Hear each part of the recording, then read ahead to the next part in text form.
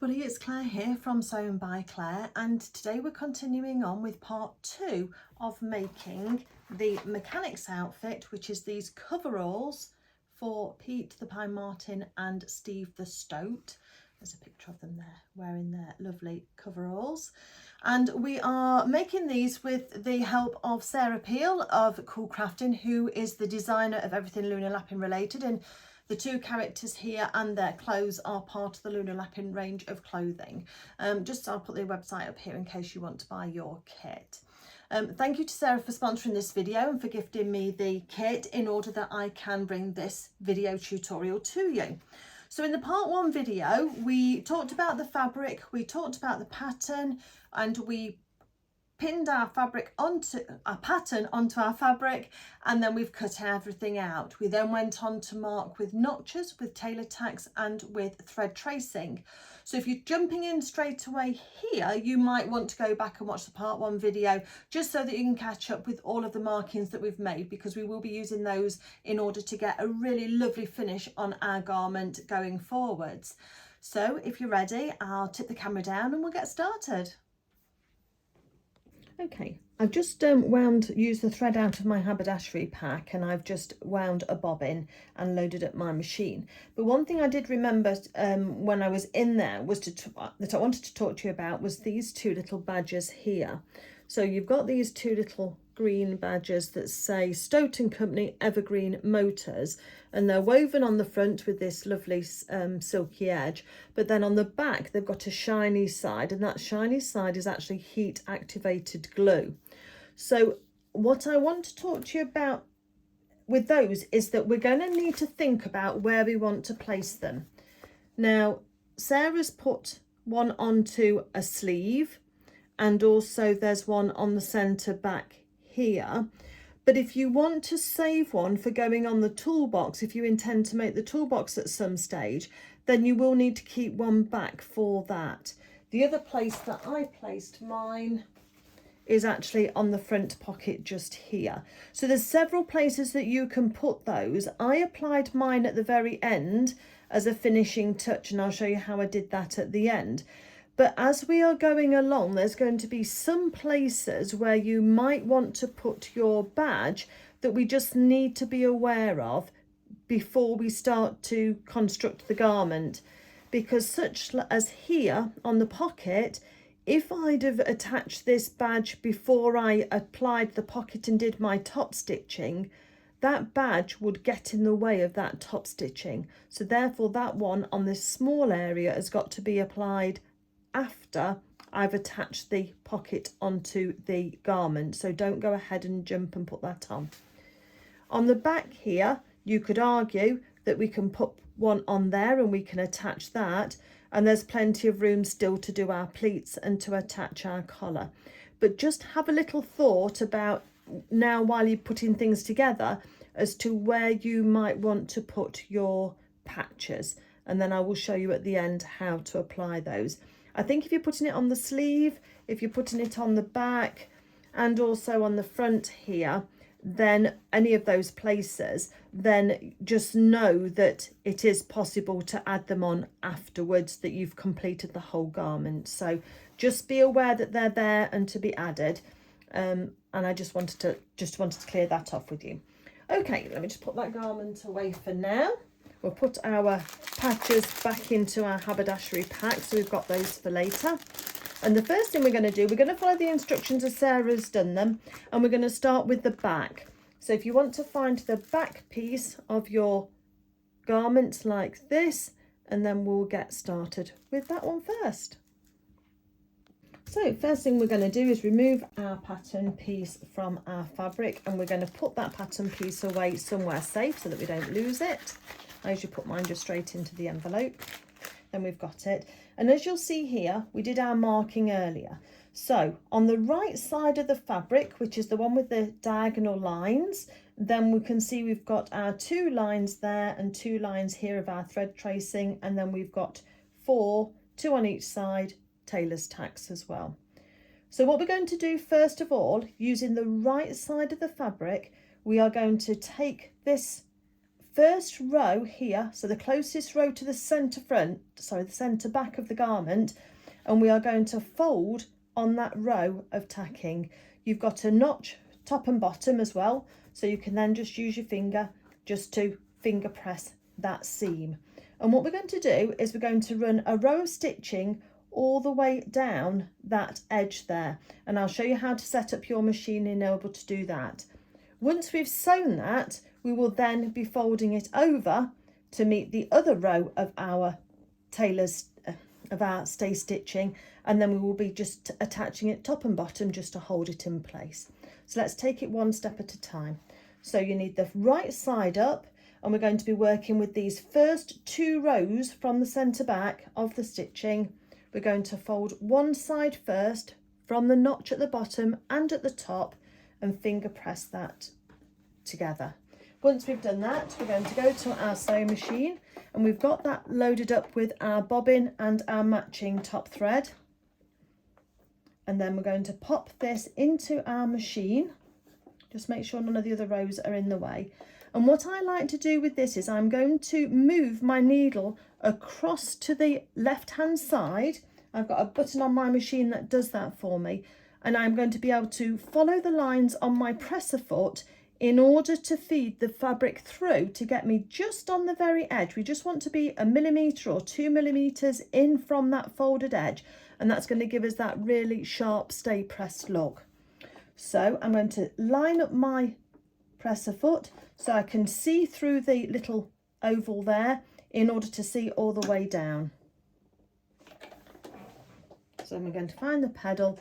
We're going to go slow, so if you've got a speed control, just turn it down slightly just to slow you down a little bit, because we want that line to be nice and even.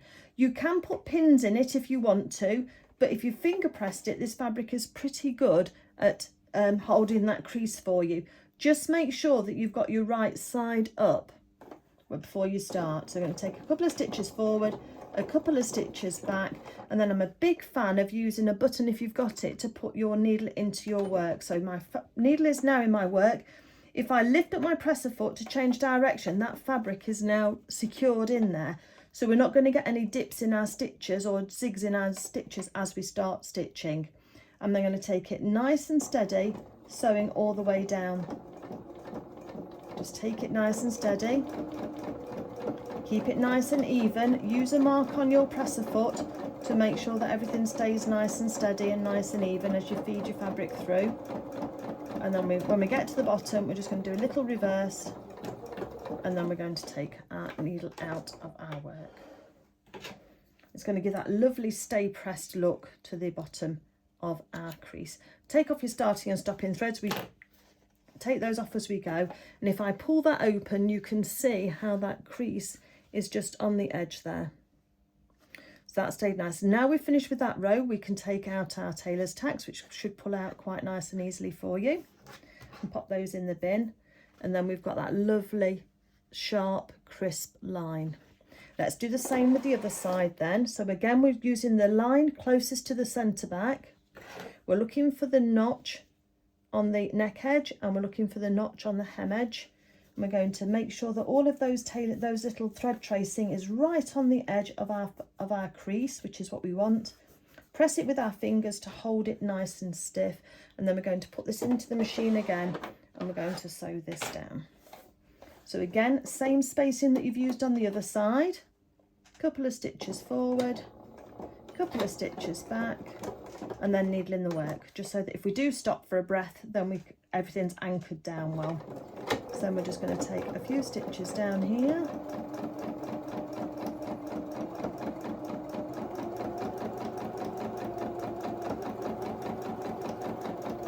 Keep it nice and straight, and then we're just going to reverse at the end, just a couple of stitches just to anchor that in.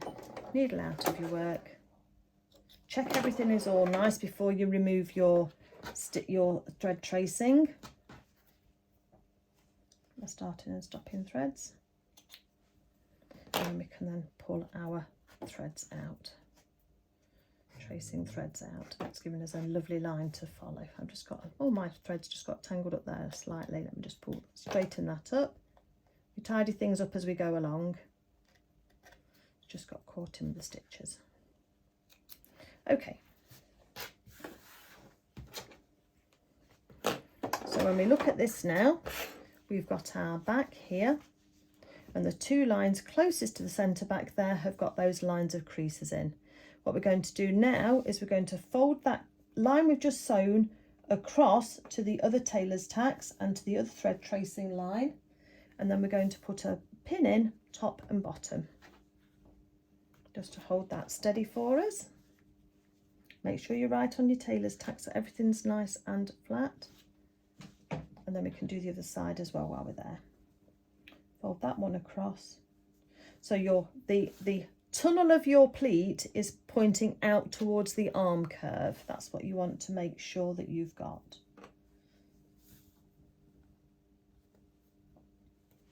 Put those pins in because I'm going to do a few stitches along the bottom just to hold this all into place.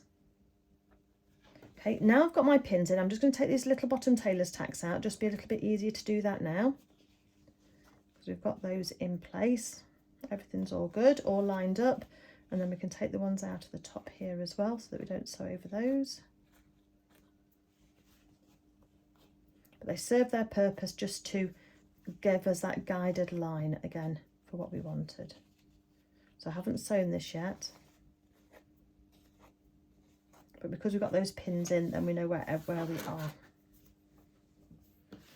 So now I'm going to take this to the sewing machine, and I prefer when we've got this situation going on where we've got a pleat, I prefer to sew onto the pleat. So I tend not to sew this way so that I can rook the pleat up. I try to start here so we can go across, and I'm going to sew so you can see from the inside where the little fold is for that pleat, and I'm actually going to be sewing from this side and making sure that everything all lies nice and flat.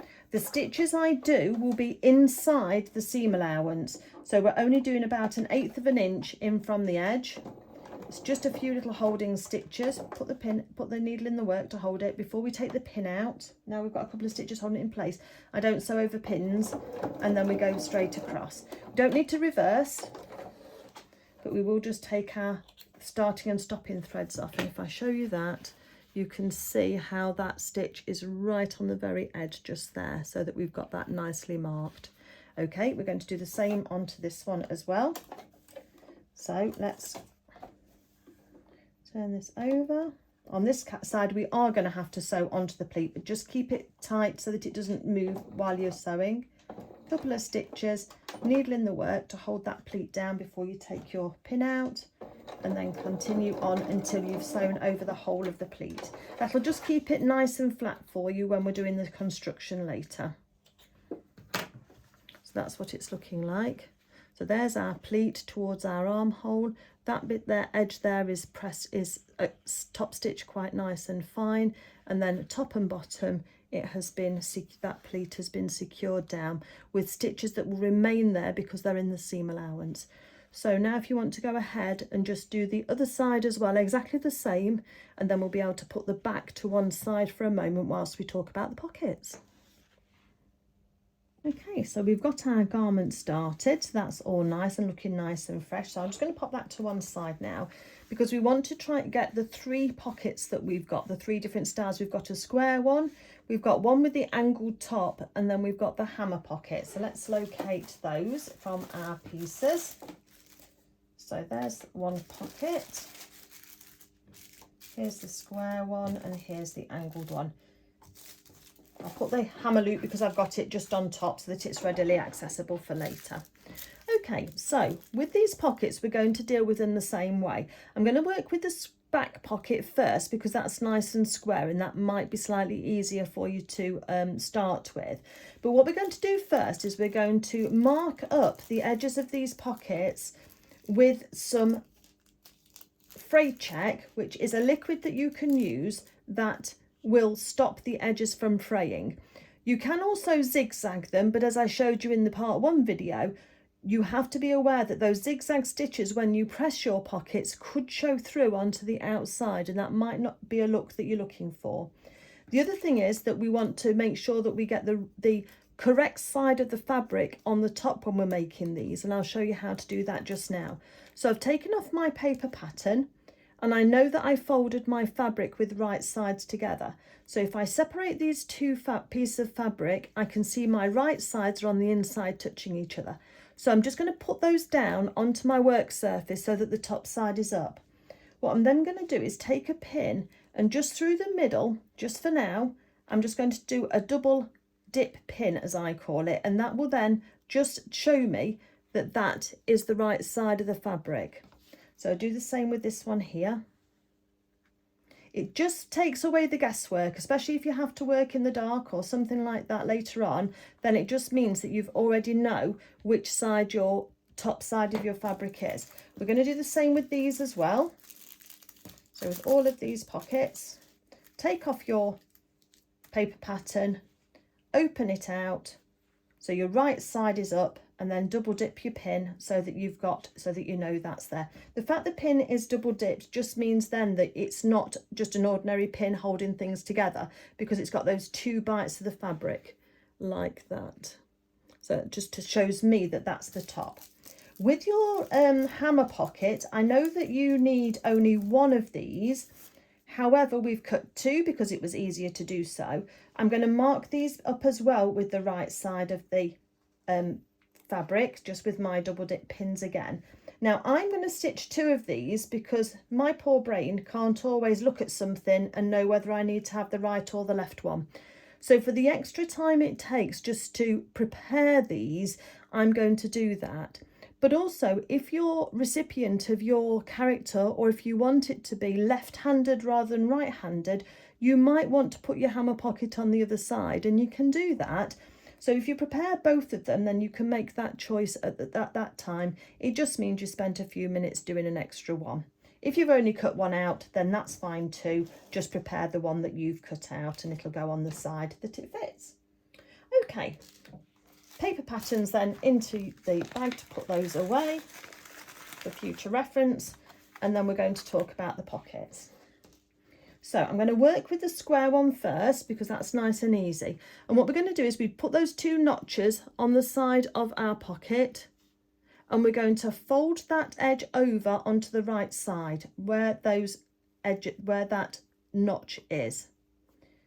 Because we now know what is our right side, because we folded it over, I'm just going to put a pin in, the pin from the middle, and I'm going to put one pin in either side just to hold that pocket nice and that flap nice and straight for me. And I've just remembered we haven't done the fray check. Let's do the fray check. So this is my fray check. It's by Prim. I'm sure there's other brands out there that you can use.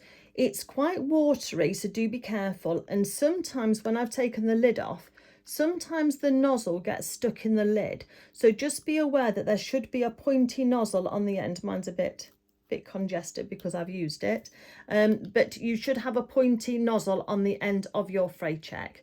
And as you can see, because it's a bit of a glue, mine has got a bit stuck up.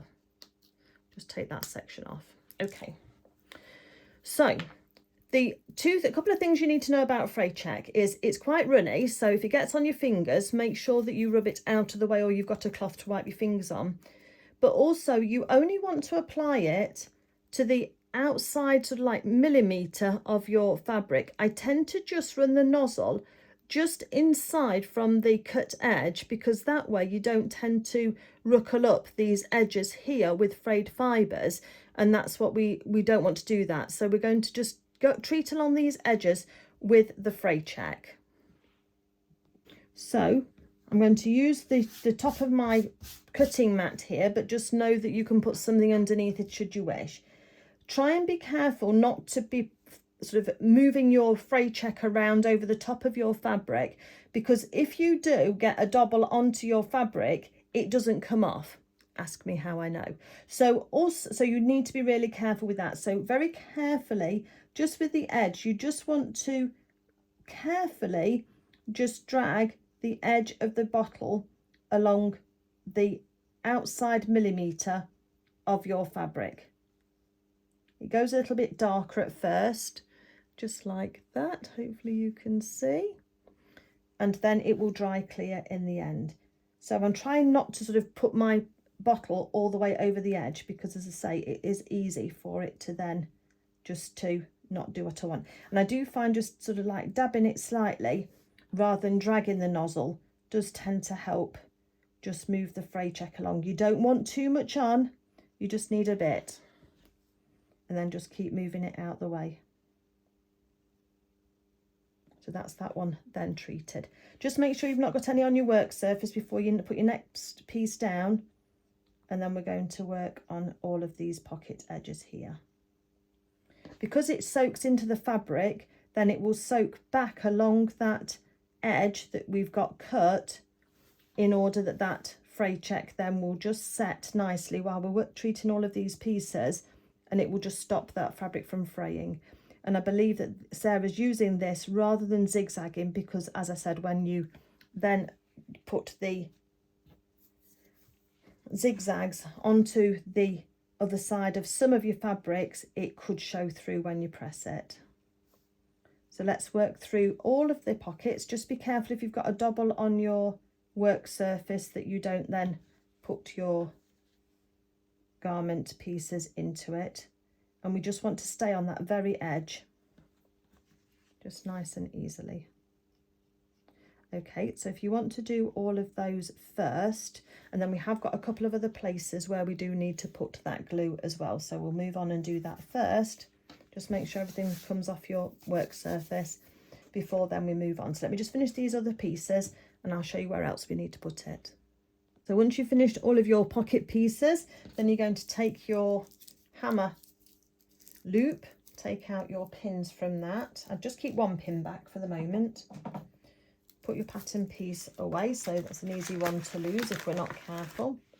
I'm going to throw away one of these because I've got two, and then on one edge I'm just going to go along the edge of just one side, one long edge of the hammer loop, just in exactly the same way, just 1 millimeter from the edge, and that will just soak back. So that's that one there. And making sure that we put these out the way so that I don't get anything on my next piece. Oh, I'll tell you what, let's just put the pattern piece back on that hammer loop so that we don't lose it, because we're not working on that one straight away. If I put that pattern piece on, it won't look like a scrap piece of fabric, then we'll know it's something that we need to use. Just make sure that's not on anything that you need to have. And then we're going to take the front piece of our overalls. This is the very long piece. Pattern piece to one side. Open it out, and then see this bit here, which makes a bit of a smiley face, doesn't it? We're going to do it on this bottom edge here. So again, just be careful if you're taking your fray check over the top of your garment so you don't drip on anything. And then we're just going to go just on this curve just here. Again, just 1 millimeter in from the edge, it'll soak its way back. And then again on this side just here as well.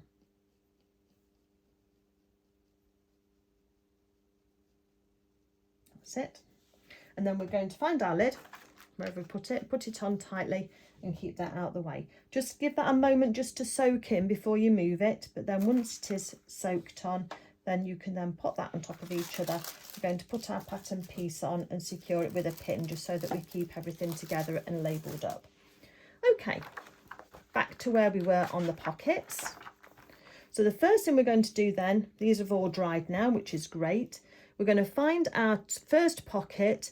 We've got the pin on the right side, so we know which side is up, and we're going to take this top edge, and we've got a little notch either side. So in line with that notch, we're going to fold it over towards the right side. So then we can put a pin in just to hold one side, and then I'm going to put another pin in just to hold the other side for me. Now, we're just going to vary from the instructions slightly, because Sarah says to just sew down this upper loop. But I personally like to put a row of guide stitches at 1/4 of an inch all the way around, or 1/2 centimetre, whichever you want to use. It's all the same, or almost equivalent, as a guideline for when I'm pressing. And I'll show you why I do that in a minute. So let's do that first with this one. So we've got our machine. I'm going to move my needle back to the centre again, and I'm going to start at the top edge with a 1/2 centimetre or 1/4 of an inch seam allowance, holding on to my threads. I'm going to take a couple of stitches forward and a couple of stitches back, so that we've anchored that down, needle in the work. So now I can stop and take my pin out. and I'm going to carry on all the way down until the edge down here. So let's carry on at 1/4 inch all the way down. If you're not sure this is something you want to do, just watch what I do next and then you'll be able to decide for yourself.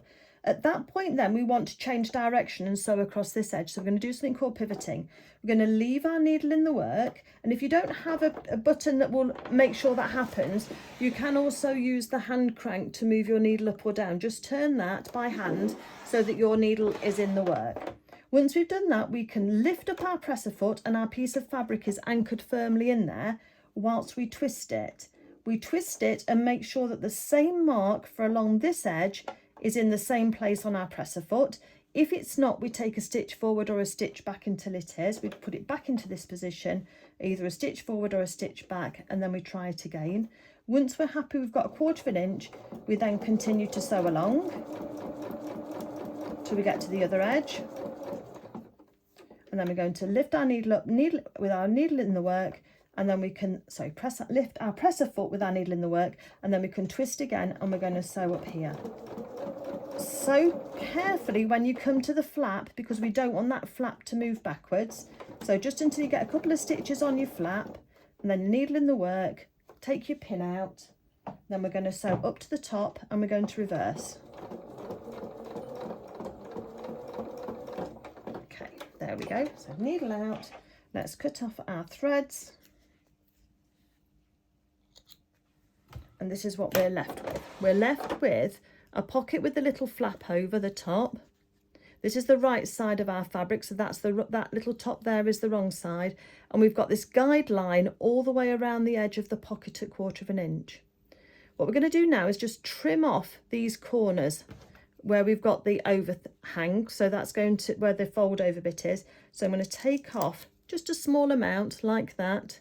Hopefully you can see up to my stitches. I'm not going right up to the stitches, but really close to them. And that just takes that bulk away from the corners. And what we're going to do then is we're going to fold our seam allowance in and turn our pocket around, that little flap around. We don't need to neaten that flap edge because we've used the fray check on it, and that will hold those fibres in place. If you've got a little turning tool, I've got one of these little seam gauges that's got a little point on the end. So whatever you use to turn your corners, do that in order that you turn that flap through on the edge there. I'm going to show you with this one to start off with as a sort of an example, and then you can go ahead and do the other, and then I'll just show you how we do the other ones, because the other ones are slightly different with being slanted. So eventually you're going to end up with this.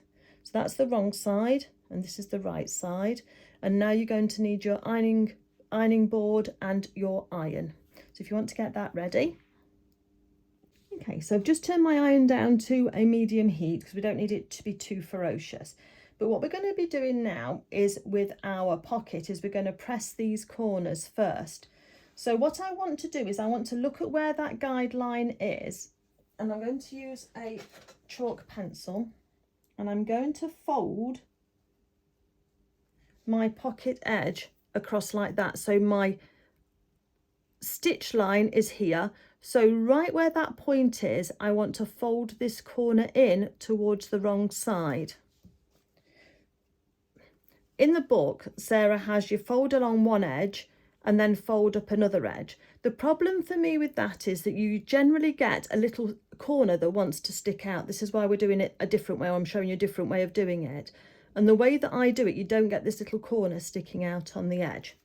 So we're going to then, where that line point is diagonally, we're just going to fold it in at a right angle until we can see those stitches, those guide stitches that we did right on the corner.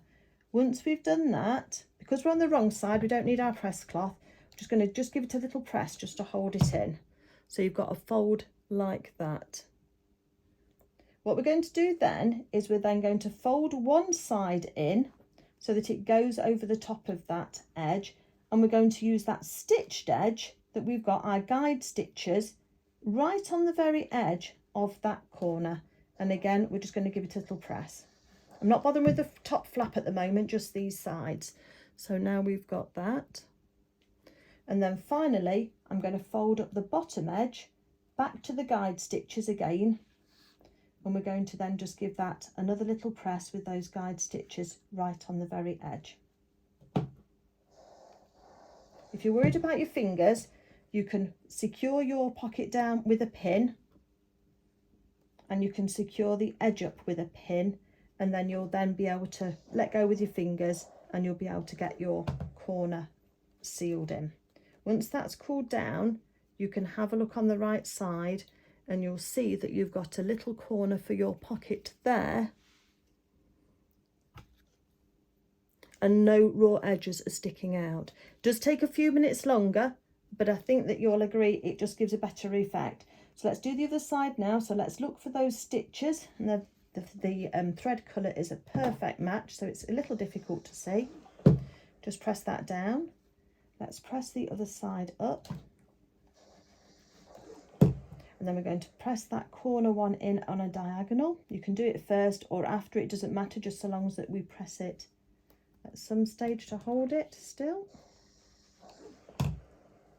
And then we're going to fold up the bottom, and we're going to fold in the side, and it's going to enclose that corner so that it can't come out. As I said, you can use your pins to hold your pocket in place whilst you're just pressing that. Try not to use too much heat or too long, because it will just damage your pocket. And there we've got those corners folded in nice and neat, and nothing's going to poke out when we attach that pocket to the garment. So now we're all happy with that. Let's make sure that our sides are pulled out as much as we can so that everything's all nice and straight. And then I would suggest I'd put mine away using your press cloth and just gently give that little press over the top. And there we've got a lovely pocket all ready for being attached. So if you want to go ahead and do exactly the same with your other square pocket, and then what we're going to do then is I'll talk about the two slanted ones, because they feel different, although the technique is exactly the same. So we've got our right side here. We've got our pin showing us the right side of our fabric. We're going to fold directly on the intersection of these two angles here. And also we've got a point here. So when we fold that down, you'll see the two side edges match. So we can use that pin to hold that in place. And then on the point here, we can see if we fold at that point there, then that section meets there as well. Put a pin in. And then you can sew it exactly the same way you did your square pocket. You can come down, all the way down, pivot at the edge, across, pivot, and then back up again. Remember to reverse stitch. You're then going to trim off your corners so that you can turn it. You're going to turn it, and then these bottom two corners are exactly the same as we did for our square pocket. And then again on our hammer pocket, I'm going to do two, but as I say, that way you can have a left and a right, or a left and a right, depending on what you want to do. We're going to look, there's a little bit of a change of angle just here. This section here is quite straight. So we're going to fold it again over where that slight little change of direction is. So that can go down, so that matches just there. And then we're just going to fold it across so that it's nice and even all the way along. Put a pin in one side and then put a pin in the other side. Everywhere where I just put a pin, if you want to tack, you can do. You can just put some tacking stitches in just to hold it. But generally speaking, sometimes the pins are enough. Before you can sew one side, you're going to need to push the pin right across so that you've only got one pin to deal with. And then when you come round and you're ready to sew the next section, just push it back a bit, and then you've only got the point of the pin to deal with on this side. But it's exactly the same, and we're going to treat these two corners here exactly the same as we did on the bottom of our square pocket. So if you want to go ahead and do that to all of your pockets with those corners, just reverse the video back if you want to watch that again. Remember to do your diagonal and then your sides in, and that will give you that lovely, lovely, neat finish. Okay, I'll come back to you in a minute when we talk about the hammer loop. Okay, so let me just tell you, on the square pockets, those are the ones where you're going to sew all the way around in terms of down all four sides. So on this one, we folded the flap over onto the right side, and then I'll sew all the way around that. When it gets to the slanted pocket here, the chest pocket, The high side, you're going to fold your flap over again, and you're going to have a high side and a low side. Can you see how you've got a higher point here? The high point you can start and sew all the way down and put that framing down, but only go down 2 sides. Leave this side here open. Okay, so the lowest side is open, that's not stitched down. We'll do something with that in a second. So that's on both of those. Both low sides you would leave open, and so on this one here I would start here, go across, and then go up and reverse on the edge of there. And the same with the hammer pocket, but on the hammer pocket it's the high side that you're going to leave open and the low side that you're going to sew down. So if I hold it like that, you can see your square bottom. This side here is slightly higher than this side. So the low side, we're going to go fold that flap over and sew it down and go across the bottom. And then on the other one, we're going to start off at the bottom, go across, and then come up the other side there, and then reverse with the flap. So this side here is then open. When we're ready to turn those round, what we're going to do is we are going to trim off the corner, okay, on those, and we are going to turn these around. So just like we did on the square, but you've only got one side that you're turning on 4 of the 6 pockets. So again, let's turn this round. Just be really careful not to poke a hole in your fabric whilst you're turning, and get a really crisp corner on that edge if you can do. If you need to, you can also use a pin just to help tease out any fabric that's got caught in that corner, but just be careful because you can sometimes flick some threads out. Okay, once you've done that, you can fold your edges in along that sewn line by finger pressing, ready to do the diagonal corner as I showed you previously. So fold your corner in, and then one edge up and the other edge up, and then press that in place, and that will hold that for you. What I would do then is I would go back to your machine, and I would in at a 1 millimeter in from the edge, similar to what we did on the top of the back, on the shoulders here, within the seam allowance, just tack that flap down just to hold it down, and that will keep it in place for you. And then you'll have your hammer pockets ready. And on this one, the same thing. Trim off that high corner up to your stitch line. Let's turn that one around as well. This one's a little bit more difficult because it's a bit more pointy, but we can just tease it out just gently with either a knitting needle, or you might have a turning tool, or you've got a point like that. And if it won't go any further, you can always just use a pin just to go inside that stitch line and just to tease out that fabric. You want to really be able to see the stitches on the edge of your seam, and then you'll know that you've got that absolutely out as far as it will come. It is a little bit more delicate with a pin, but eventually you'll get there. Look for your guideline, fold it in top and bottom with your fingers first, and then again you're going to do that folded in corner, that diagonal corner on the edge to give you a nice point like that.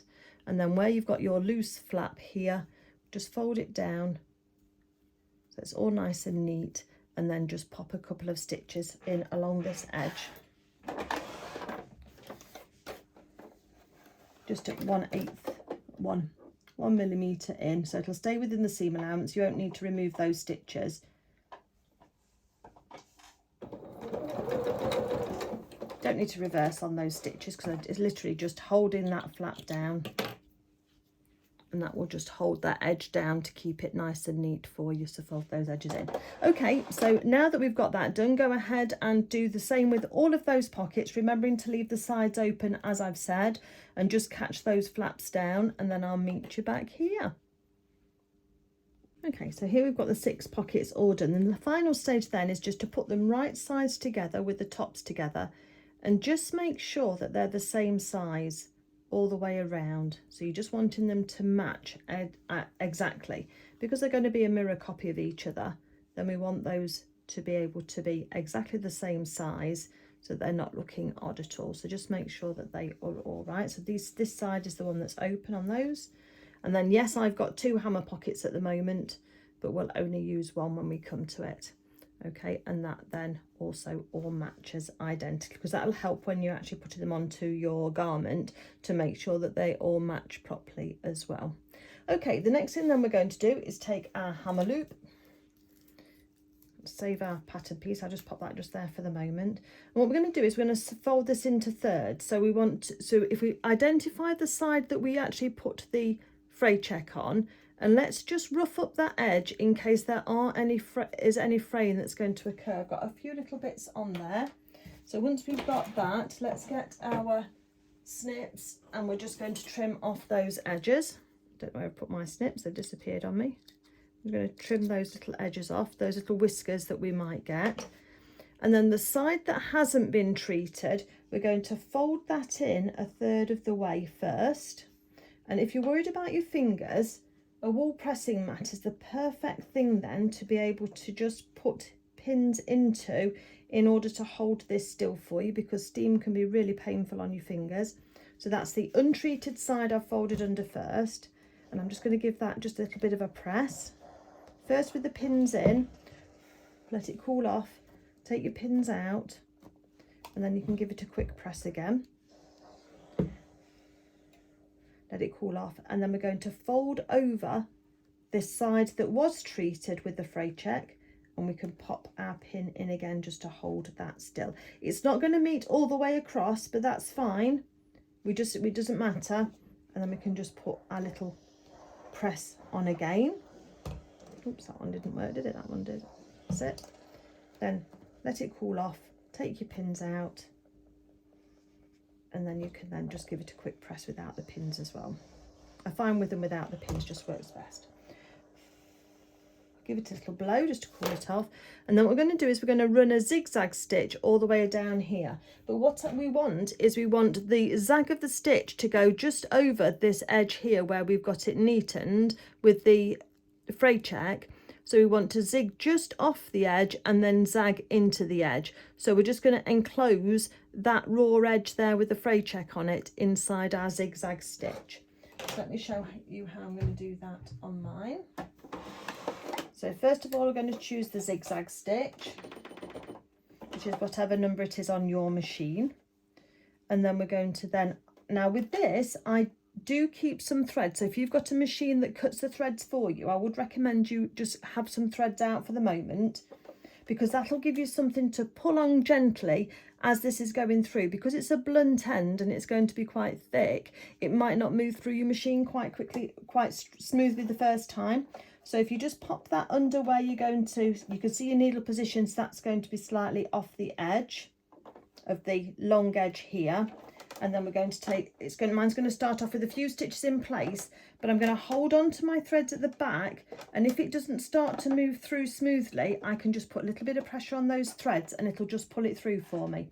So a few stitches in place, and then the zigzag is going to start. And I did just have to put a little bit of pressure on the back there. Just go slow on this, because you don't want to be zigging or zagging off. And just guide it through nice and easily, keep it straight. I haven't reversed on the end because we're going to be burying both ends, and then you can snip that. You can make your zigzag smaller if you want, or as big as you like, it's your personal choice. And then when you've finished on one side, you've got a zigzag edge like that, and on the other you've got a zigzag like that. Okay, so let's just pin that onto our board so we don't lose it. And then we're all ready to move on. Okay, so the next thing we're going to work with is the back of the trouser. So if you want to locate the back of your trouser and take your pins out, make sure you've got all of your notches in place and your tailor's tacks in place first. I think I've cut my tailor's tacks, but there's a chance I might not have done. Just use the pattern off, like that. And I bet I haven't done these tailor's tacks. It's just feeling like I haven't. No, I haven't. So I'm just going to snip through those ridges of threads, just marking my pocket placement. You've probably already done this with yours. Okay, and then I'm going to put these down so that I've got both right sides up, and I can tell I've got a left and a right because I've got this crotch curve that is circular like this. Okay, if I put it on there, you'll be able to see it better, won't you? That's it. So we've got this crotch curve like this. It's not like that, so I've not got them going away from each other, because that would give me two lefts or two rights. I've not got it this way. So we've got them both, so that there's the diagonal grain of the fabric is up, and we've got this complete crotch curve here. Okay, pattern piece away for future reference. And what we're going to do first of all is we're going to work with one of the pockets. So we're going to work with the square pockets first, and we've got our 4 sections here at the top, our 4 tailor's tacks, and now we can use those to place our pocket onto our trouser. Just make sure you've got your flap side up, and then what we're going to do then is I like to pin into the corners. So I'm going to keep one corner in place and pop a pin in from the centre out to the corner. Then I look at the next one from the centre out to the corner.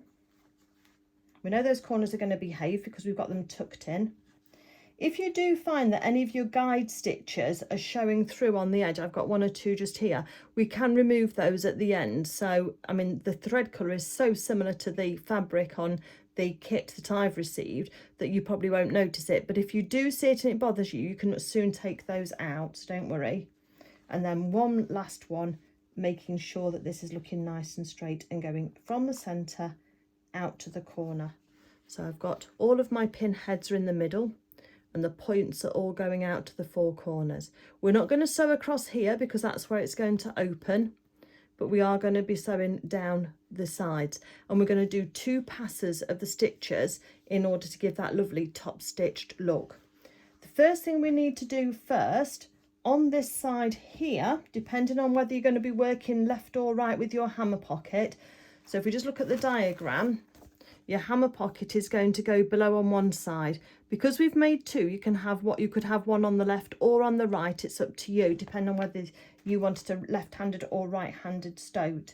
But for now, we just need to take our hammer pocket, sorry, our hammer loop, and we're going to tuck the edge of it up into this corner here. So let's just take that pin out for that corner, lift it up, tuck it under for a bit, and then what I would recommend you do is actually pin the hammer loop in place but a little bit further down. That'll stop it from moving down. So can you see I've put a pin in there? That's still loose, look, but I've just pinned that down in place because now I can put my pocket back in place and I can put my pin in order to hold that corner there in place. So I don't need to necessarily pin my hammer loop inside my pocket because we'll go onto it as we sew this pocket down. Okay, so we've got that one in place. Let's do the same with the other one while we're here, and we can make sure we've got them even first before we start to stitch. So let's have our second pocket here, make sure we've got the flap at the top, and then we're going to put the 4 corners of the pocket on top of the 4 tailor's tacks. And just like we did before, we're going to be carefully, if you lift it up, just be careful things don't twist. We're going to be carefully putting our pocket on and pinning it in place. If you do want to go ahead and tack these pockets in place first, please do go ahead and do so. There's no problem at all with you tacking. It's just that for the speed of doing the video, I'm just using pins. But please know that at any point you can just take that time just to tack those in place. Once we've got that there, let's just have just a quick check to make sure that everything is looking even.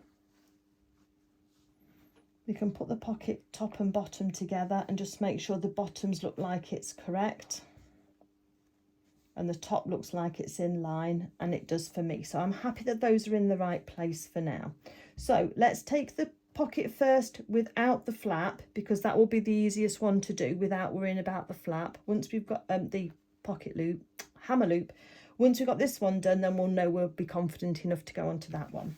So we're going to do some top stitching, and what I like to do when I'm doing top stitching is I'm going to leave a long thread on my machine again, because I do something special with the threads. I try not to reverse stitch when I'm top stitching.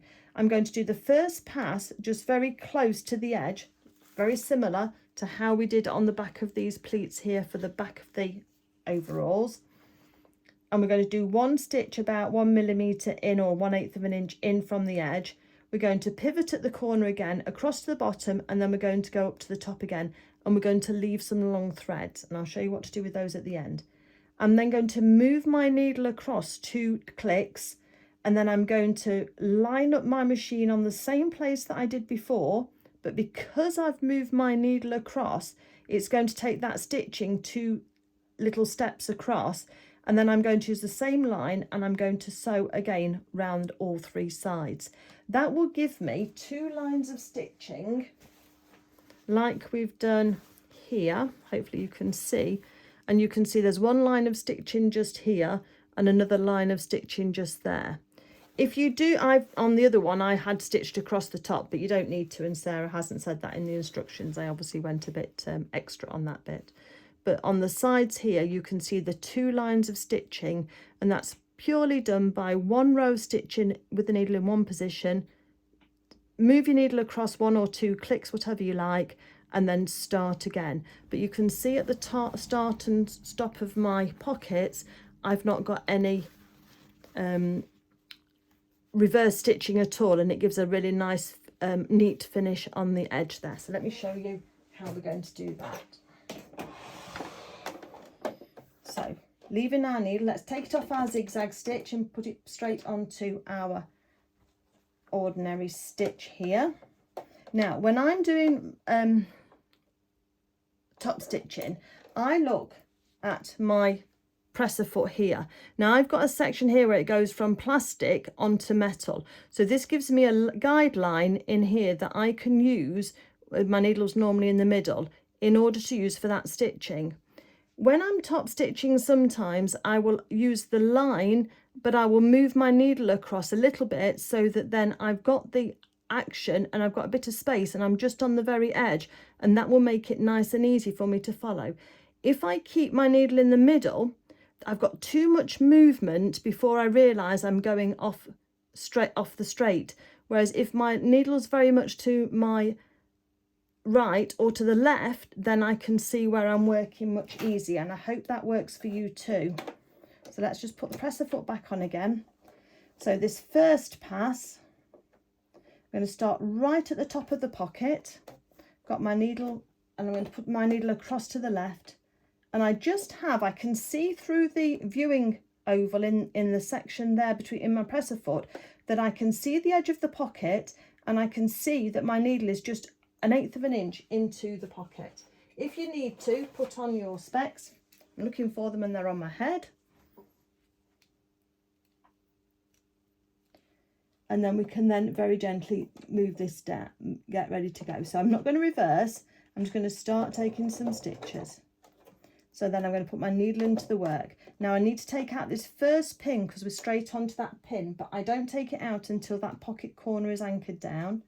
Now I'm just going to sew down the edge of this pocket, and I'm keeping the same distance for my needle in that viewing hole. I can take out the next pin in that corner, and my tailor's tack's just getting in the way, so let's just move that. I can leave my needle in the work, lift up the presser foot, and I can just swipe those fibres out of the way, those threads, put my presser foot back down again, and I'm aiming for the corner. 1 more stitch. So leave my needle in the work, press a foot up, I can now pivot nice and neatly, and I can change direction going across. So just keep those tailor's tacks out of the way. Across the bottom now.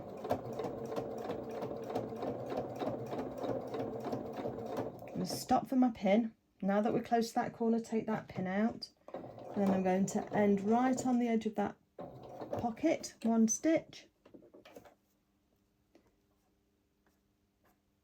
Just taking my starting thread out the way because it's got getting tangled up. And now we can start up the other side, the final side. Getting close to the pin, so again take out the pin now, and then we're going to get up towards the top. Okay, I can then take my needle out of the work and I'm going to leave a long thread. I'll show you what we'll do with those in a minute. So that's my first row of top stitching. Now my pocket's on, let's take out our tailor's tacks. We don't need those anymore, we know our placement.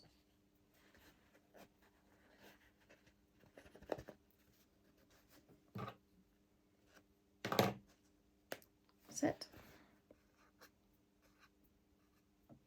And there's our very nicely sewn on pocket just there. Okay, what I'm going to do now is leave some long threads again. Keep the starting and stopping threads that we've already got out of the way. And I'm going to feed my pocket back in again. And I'm just slightly further across than I was. And now I'm going to do that second row.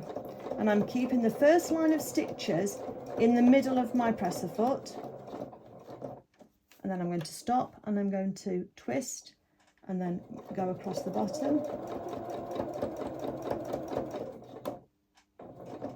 Top stitching can take a little bit of practice, but you will get there.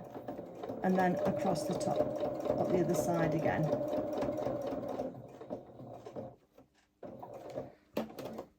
And I'm going to leave some threads again. So there's our 2 rows of stitching, very nice and neatly all together. And I've used the first line to guide me for then sewing the second line. What we're going to do then to neaten off these pockets is if we go to the reverse side here, let me just move those bits of tailor's tacks first.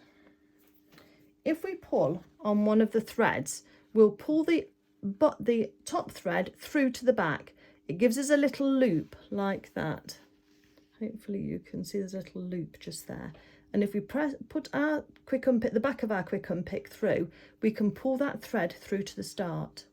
Let's do the same with the other one. So let's pull on it and that loop becomes visible, and then we can then pull on it with the back of a quick unpick. And then if we look on the front side, both of those edges of those threads have now come through to the back. What we're going to do then is we're just going to take both sets of threads and just tie them together twice. You can reverse stitch, but sometimes it can just go a bit messy. So this is the way that I prefer to do it, just to give that really lovely professional finish. Got our threads. Let's get a hand sewing needle now. Let's get one with a reasonable sized eye on it, because we've got 4 threads to put through there. Thread them onto your needle with a little bit of encouragement.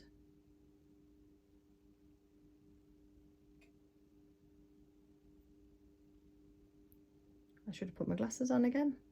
Hold on a second.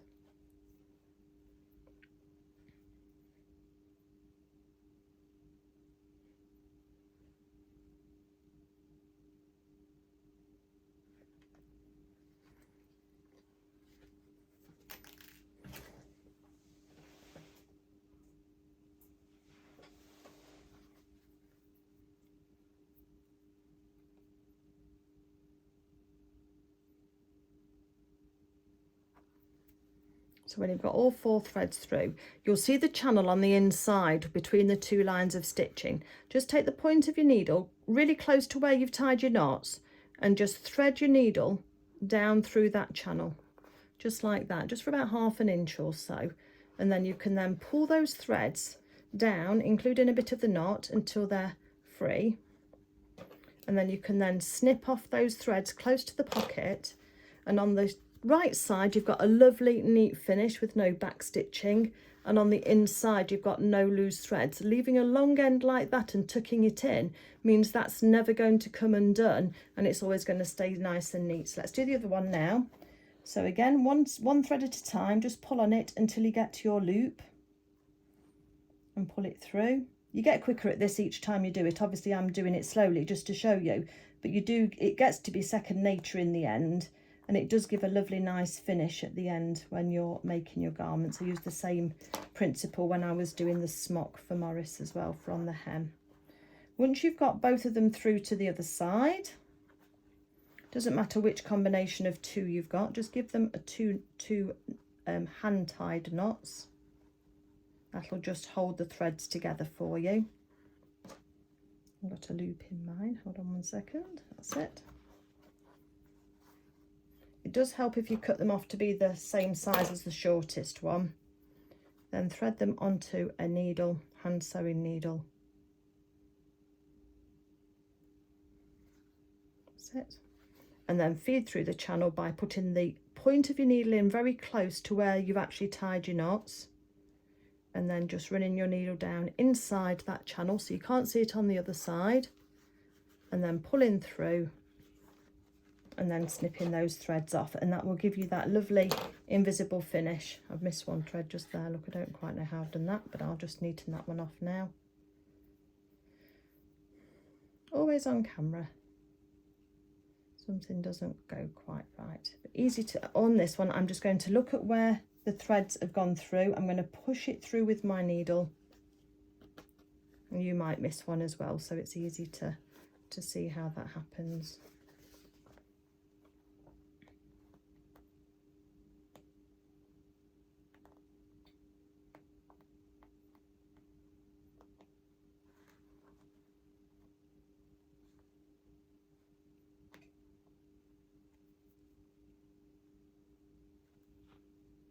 So when you've repeated that on both sides, then you've got this lovely neat pocket with those 2 rows of stitching. So now we've got the confidence on the one without the hammer loop, we're going to do exactly the same thing, but as we come across to this section here, then we're going to leave the pin in the corner until the very last minute, because that'll make sure that this hammer loop doesn't slide across for us. We've got it anchored already with our pin, so that's fine, and that pin should be out the way enough that it won't interfere when we're sewing. And it's only that first pass that we need to have the pin on the hammer loop in for. Once we've done the first pass, we can take that out, because that hammer loop then will be secured inside there. Okay, so if you want to go ahead and sew your second pocket on, including your hammer loop, and then I'll meet you back here. Okay, so now once you've got your belt loops in, then we've got those 2 pockets on, then they're all ready to go. The next thing then you've got to decide, then obviously the same side as you've got your belt loop, you're going to choose the pocket then that matches the hammer pocket, that matches the side you're working with. So obviously you're looking for the raw edge of the pocket. So in my case, it's this one to go on here. I'm going to position the top and the bottom of the hammer pocket on the tailor's tacks that we did. And I'm going to just put a pin in to keep that in place, going into the corners the same way as we did the other ones. It doesn't matter which side you're working with. You do just want to make sure as well that the raw edge of your pocket matches the raw edge of your trouser. And then with your belt loop, you're then going to take it down. You're going to twist it over. Can you see how I'm taking that down? And I'm twisting it back to form a right angle. And then with the little loop, you're going to have the edge of the hammer loop is going to overshoot the side edge of your trouser, but it's going to sit along the top edge of the pocket. And I'll just show you in a second. Just put that pin in just there. So this is how it's going to finish up, but I'm going to show you how to do it so that it's a bit easier to sew to start off with. So that's how it's going to end up, going down and then twisting and going out to the side. But if you look, that pin head is going to be in the way when you're sewing this pocket here. So what I would recommend you do is take your hammer loop first, pin it up out of the way, just temporarily. Now we know we're going to plate it where it's going to go, that's fine. We can now remove our tailor's tacks now that we've got our hammer pocket in the right place, because we know that those tailor's tacks marked the corners of that pocket, and we've got it pinned in place. That's all ready to go.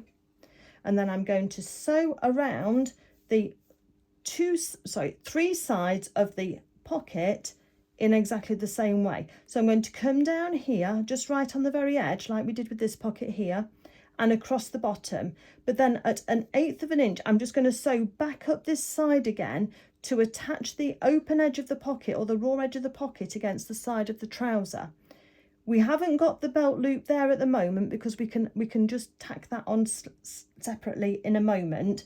and it gives us too much to think about all at once. So let's keep that out of the way for now, and let's do that down one section here, across here, and then up this section here with that first pass. So back to our machine. I'm going to keep those long threads again. I'm going to line up the needle of my machine. I've got my needle across to the left so that I've only got just a small amount of my pocket visible in my viewing window of my presser foot. Hold on to your threads because otherwise they'll get tangled, and then just start going forward. Don't reverse. When you've got a few stitches in, put your needle in the work and take out the pin. And now we can carry on down the edge of this section here for this pocket. Make sure it stays nice and flat. Put in as many pins as you need in order to keep everything flat for you to feel comfortable. Again, you can tack it if you want to. And then we're going to then at that corner take out this pin here, and now I'm going to lift my presser foot up, pivot across, and then sew across the bottom of the pocket. Just take it nice and slow. You don't need to zoom. When we get to the edge here, really close, just 1/8 of an inch in, I'm just going to put some stitches just along this edge here, just to hold this pocket in place. It's going to disappear inside the seam allowance. So once we get to the end there, we can take those threads off straight away because they're going to end up in the seam. And we've got one thread here, look, which is going to be part of our top stitching. So keeping that thread out of the way and the one on the back out of the way. Let's put it back into the machine, line up again on our presser foot for where we're having our top stitching, and we're going to just start again. Keep it nice and straight. Just use your original row of stitches as your reference guide. And then just across the bottom. You don't need to come up the side again. And just off the edge. And take those stitches flush. So let's neaten up this corner first by turning it over to the wrong side, finding those loops again, just pulling on our thread to find our loops. Pull the threads through from the front to the back, knot them off, and then we're going to tie them up again into that and tidy them up into that channel to give them long ends. That way they can't ever undo on us, and that will give a really nice finish.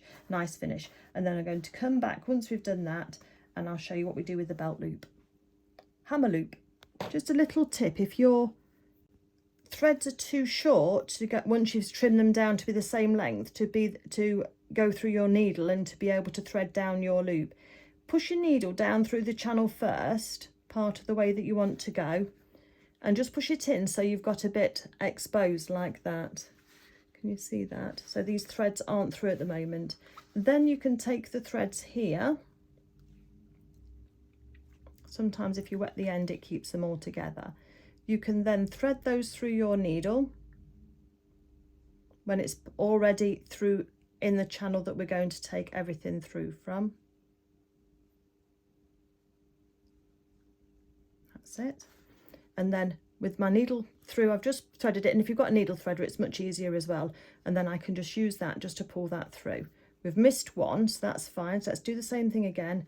Push my needle through without any threads in it, and then I can then thread this one, errant one, through the edge like that. And then when I pull on my needle, it'll pull that thread down and through with the rest of them. Give them a little pull just to make sure they're nice and secure, and then we can then just trim those ends off. Okay, let's go back to our belt loop. Now we've concentrated on our pocket and we've got that all fixed on nicely. Let's go back to our thread loop. You can do it in one pass if you want to. It just depends if it was too much for you to be dealing with in one go. So let's take it down the side towards the pocket. Where it hits the top of the pocket, let's just fold it back at a right angle, and then let's just pop a pin in just to hold that in place. And I suggest that you just put one just sideways on like that. Let's put it back in the machine, and this time just where the hammer loop hits the top of the pocket, we're just going to put a few stitches in just to hold it to the side of the trouser. Like that. It's just a tacking stitch, and it'll just hold it in place for you. But it just means you didn't have to think about it while you were doing your your other bit. And then we take the pin out, and there's our hammer loop all in place, all lovely and neat on the top of our hammer pocket. Okay, we can now go to the side of the trouser that hasn't got the hammer pocket and loop. Obviously you can add one on both sides if you want to. These tailor's tacks now aren't needed, so let's take those ones out, because in the design only one side of the overalls has the hammer loop. We're then going to put these two pieces of the back trouser on top of each other so that the right sides are together, like that. Got some threads. And then we're going to start and match up where our notches are. So I've got 2 notches there. So let's put a pin in there. I like to use a red one when I'm going to start and stop. And let's look for the notches at the bottom.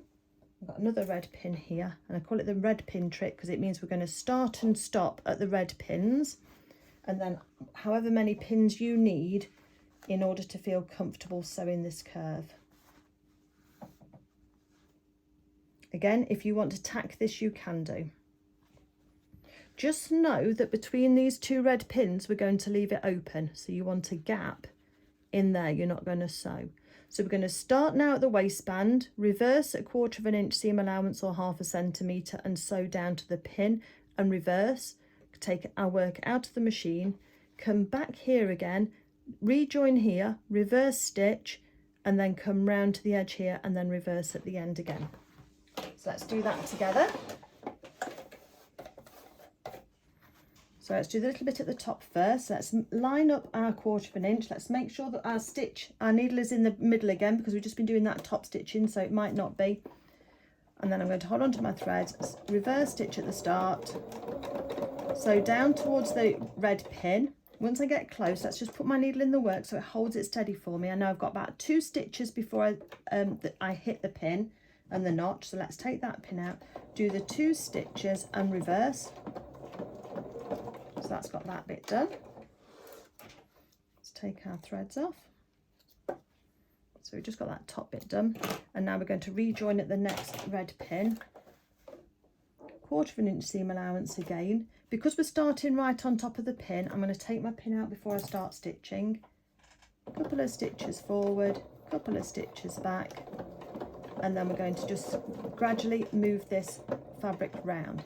If I'm needle in the work, if the curve is too steep and you're finding that your fabric's bunching up when you're trying to sew a curve, what you need to do is needle in the work, lift up your presser foot and change direction slightly just to keep to that 1/4 inch. And then when we come to this pin, let's take that one out. And it's called pivoting, and we use that quite a lot in our sewing. And we stop again and we change direction by lifting up our presser foot, just moving our fabric round slightly and then doing round. This is how you get a lovely smooth curve on your seams when you've got a curved seam. Now once we're on the straight again, we can go straight and just reverse at the end. But it'll give you a lovely smooth finish, that will. And the tighter the curve, the more often you need to stop and pivot, and then that will give you a lovely straight and neat seam like that one. Hopefully you can see those stitches on there nice and neat. It's difficult for me to see on the camera when I'm filming. Okay, so the next thing that we're going to do now is we are going to neaten these edges. So we've got the snips into the seam allowance.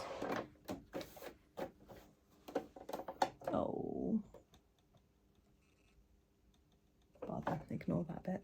Okay, so once we've got our pockets and we've got our hammer loop in place, what we're going to do first is, before we join these 2 side sections of the pocket of the back together, is we are going to neaten off these side seams. Before we do that, what I would recommend you do let's do it on both sides, look for your notches and just put a little chalk mark on the inside of your fabric. So on the wrong side of your fabric, just do your little chalk marks where your notches are. It'll just help you in a moment when we come to sew this seam together.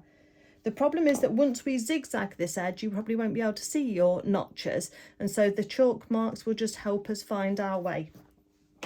So let's put it onto either a zigzag stitch, or let's put it onto an overlocker if you've got one. I'm going to use a zigzag because I think most people have a zigzag on their machine, and I've got mine set up as a zigzag width as a 4, and then the stitch length is a 2, and that should be about right, I think. And we want to zig on the fabric and zag off the edge. So again, it will just start doing a few stitches in place, and then we can just see that just starting to take place. I'm doing along the whole of the leg. As we start to come to the curve, just start to angle your fabric round. Try not to pull it too hard, and it should move round the curve quite nicely for you.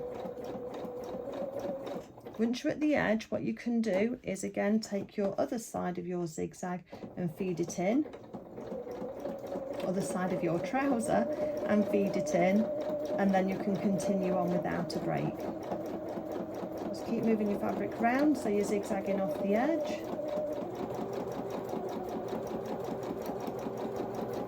That's easier on the edge. I don't reverse on my zigzagging because it's generally going to be enclosed in a seam, so we don't worry about that. Once you've finished, you can then separate the two pieces and then have a little look. Just run your fingers along and look for any whiskers that have been formed, and then we can just snip those off with our scissors just to neaten that edge up. But the zigzagging stitches should then make sure we don't have any more fraying on there at all. Same with the other side, any whiskers like those, then we can just take those off with a zigzag. Okay, so the next stage then we're going to do is we've got our two pieces of trouser. We're now going to put one on top of the other. We're going to match this crotch seam here by putting a pin in, and then we're going to go up to the waist and we're going to put another pin in. Now if you look for your notch, your little chalk mark, I tend to put a red pin in where I'm going to start or stop stitching. So I know I want to stitch from the waistband down to that red pin, and then I'm going to leave this section open here between these two pieces here, between those two notches. But I know I want to start again at this notch here. So let's put another red pin in there, that'll remind me to start again. And then just put in enough pins that you're comfortable that's going to hold it all together for you. If you want to tack this, you can go ahead and tack it, of course, as well. So once we're ready, let's take it off our zigzag stitch, back onto our straight stitch. And then with our 1/2 centimetre or 1/4 inch seam allowance, we're going to then reverse at the start. And then I'm going to sew down towards the red pin. I know I've got our needle in the work so that it anchors our fabric. I know I've got a couple of stitches to do before I hit that pin, so let me do those couple of stitches and then reverse on the notch. Needle out of the work, and let's take our starting and stopping the stitches off. So we've just done that little section there. We're going to jump ahead now, leave this open. We're coming down to the next pin. Now, because we're going to start straight on top of a pin, I'm going to take it out. So we're not stitching on that. 1/4 inch seam allowance, again, 1/2 centimetre. Reverse at the start and stop. And take it nice and steady around this corner. Don't go too fast, otherwise you'll be too straight. Needle in the work, so we can take our pin out. And then what we're going to do then is we're going to pivot slightly because this is quite a tight curve and we don't want to stretch the fabric. So we're just going to press the foot up, move the fabric slightly so that we get a nice curve on this crotch seam. That's it. And then reverse at the end.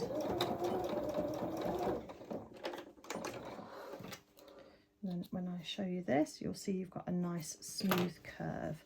So the rule of thumb is the steeper the curve, the more times you'll need to pivot in order for that then to give you a lovely, nice, neat seam. So here we can now open up this seam, especially at the neck, at the waist edge on our 1/4 inch. We're going to finger press it flat. So you want the two sides to be together, but to be pressed open. And then as we come round, I can just move that leg and that'll allow me just to smooth that curve down.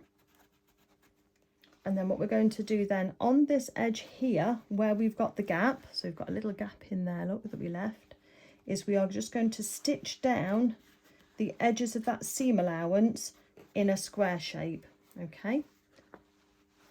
So on the outside here, if I put that on the works, on my pressing mat, you can see the gap. in there, but you can see that that seam looks straight otherwise before it starts to go round for the crotch seam between the legs. And what I'm going to do now, let's have a look at the top of that. Just put a pin at the top.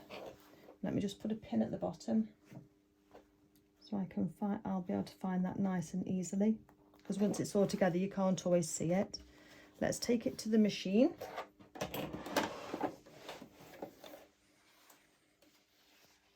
And this, make sure your seam allowance is open. You can either press it or finger press it. I've just finger pressed it so that I don't get any marks from the zigzagging on the other side.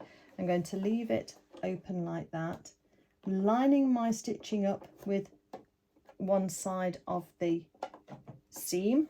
I'm going to take a couple of stitches where that needle was. I'm coming past the seam a little bit, and then I'm going to leave my needle in the work and pivot. I can then see the gap and I can see where I need to finish. So I'm just going to tack, in effect, tack the seam allowance down against the seam. So I can see how many stitches I need to do to get to the bottom of that gap. About there, needle in the work, lift it up, pivot, and across about 3 stitches. That'll be enough. And then pivot back up again, and then I'm on the other side of that gap. It's just going to keep those seam allowances back to be correct. Needle out of the work.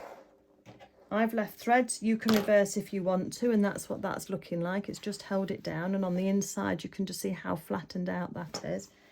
I'm going to do the same thing that I've done before. Pull out my threads, find the loop, and then just neatly finish that off so that it's not going to come undone and leave me any edges on the end. If you just want to snip yours off, you can do.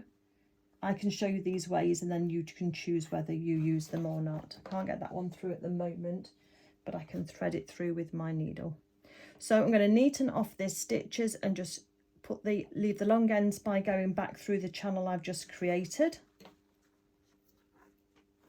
And you'll end up with a nice, very neat little slit on the back of your trousers, just like that. Okay, I think that's a good place to leave it.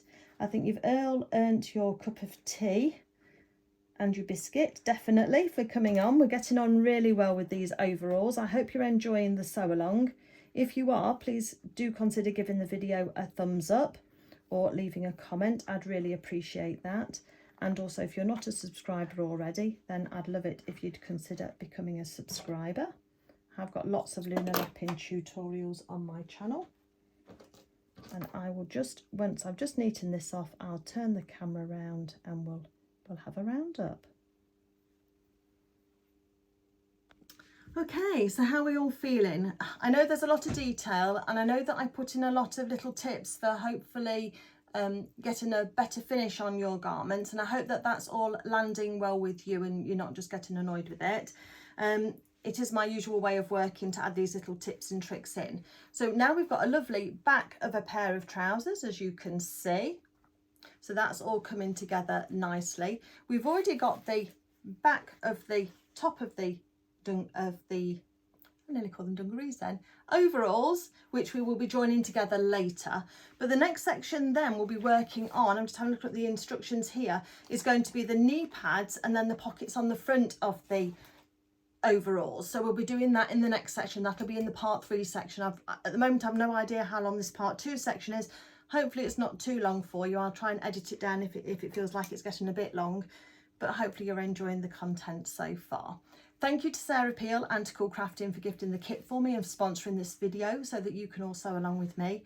I've still got my glasses on top of the head from concentrating. Thank you so much for joining me today, and I look forward to joining you in part 3, and we'll carry on with making our overalls. Take care, everybody. Bye.